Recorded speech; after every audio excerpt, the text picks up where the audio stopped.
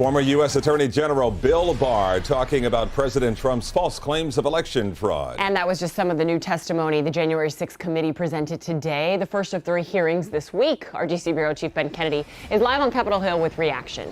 Ben. Calvin, Nicole, lawmakers show how then President Trump was told multiple times by people he trusted the election was not stolen. But despite that, he continued to push the lie. Do you swear or affirm? Day 2 of the high-stakes hearings on Capitol Hill.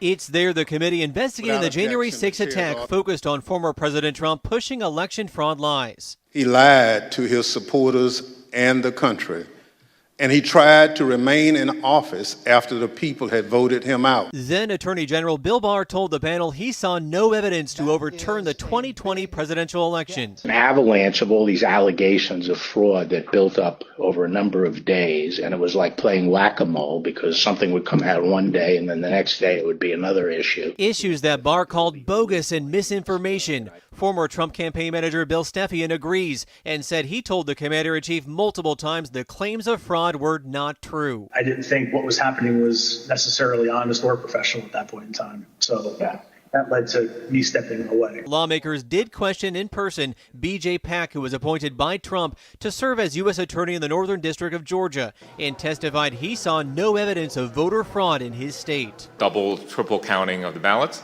and determined that nothing irregular happened in the counting, and the allegations made by Mr. Giuliani were false.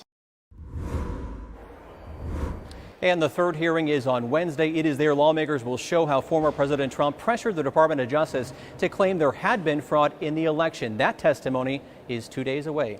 Live on Capitol Hill, Ben Kennedy, Local 10 News.